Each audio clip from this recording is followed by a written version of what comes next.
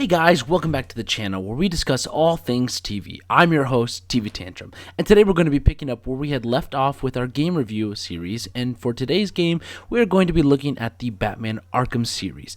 And those of you who watched my other video will know that I had briefly mentioned the Batman Arkham series and praising it for its story, which I will be going into very thoroughly. And in my previous video, I did mention the three components of video games, which, to remind everyone, is gameplay, story, and interactivity. And only one of these components must be present in order for any game to be a game. And most video games do have gameplay and may lack in one of the other two categories, which is where the Batman Arkham series plays into.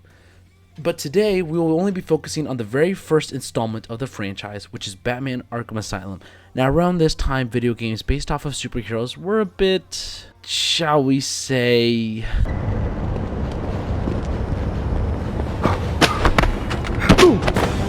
yeah, so it was safe to say nobody during this time ever expected an actual good superhero game, or at least not one that was going to blow everyone's mind. But little did we know, around this time Rocksteady was working on a game that would set the standard for all superhero games from then on. This would eventually include the modern Spider-Man games, a few indie games, and even bleed into the Assassin's Creed games. The trailer that Rocksteady had produced was absolutely amazing and definitely set high expectations for the game. Upon arrival of the video game, it was very clear that expectations were not met.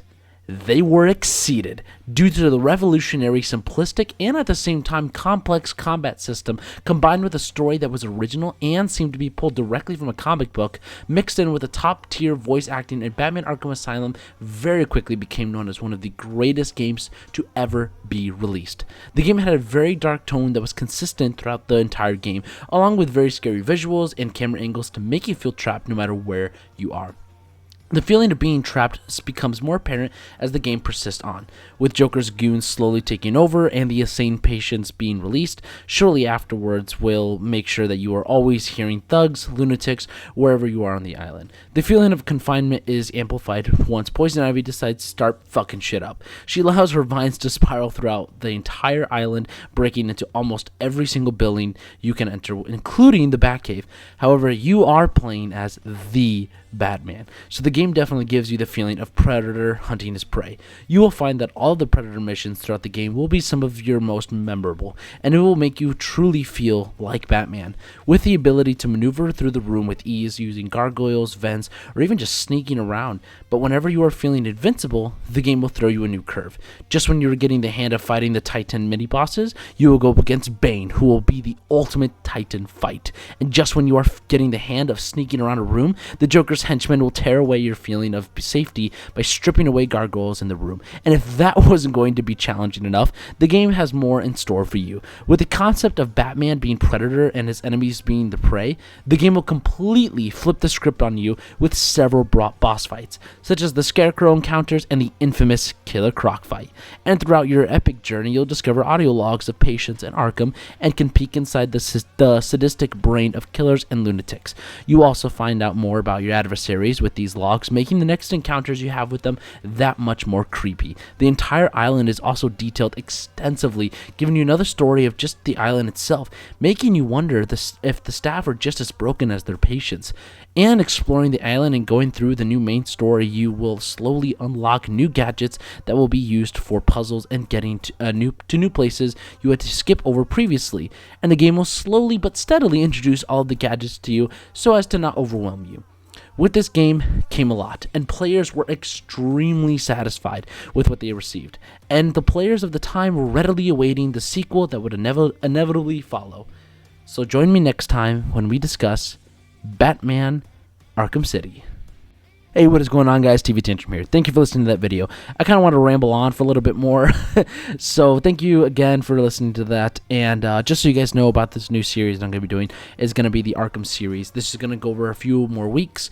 I'm going to be doing the Arkham City as I left off on, and then after that the Arkham Origins. After that, going to be Arkham Knight. Then after that, I'm going to be doing a special video kind of as a last set piece for the entire series. Once that's done, I probably will never go back to the series again, maybe to revise a few things, re-edit it, re-upload, but other than that, I will be done once the series is, finished. But this is the intro and this is the beginning, so we don't have to think about the end quite yet. But I do want to quickly do a few more points and a few more facts about the game, just to kind of give you a better idea of what you're going to get into. The game is really, really fun. It's simplistic and complex at the same time, as I mentioned before. The combat, the Predator mission, the entire story, the boss fights, it's really simplistic, but at the same time, it can be a little bit complex, which is really hard to pull off, and yet this game does it really well.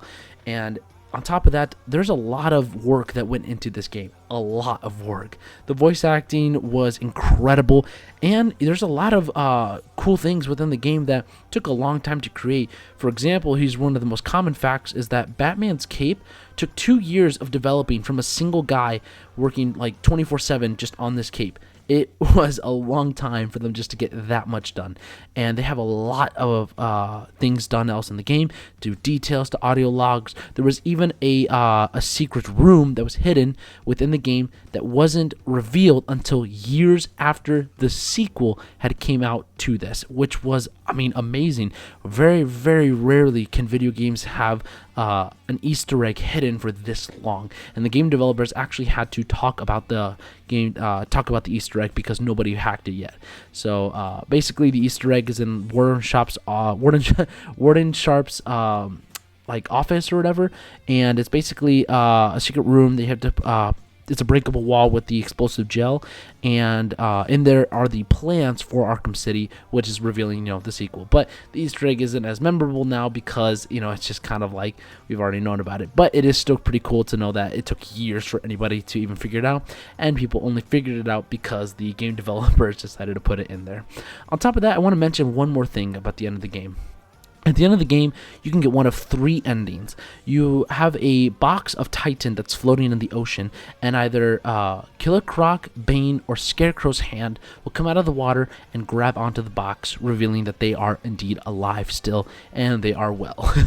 So that actually is really cool, because Killer Croc, most of you know, will be in every other installment of the franchise, but considering how Arkham Origins is in the past, he will be in Arkham City, still kind of roaming around, and he does make an appearance in Arkham Knight, which a lot of people were confused about that, but I will get to Killer Croc once we get to that video.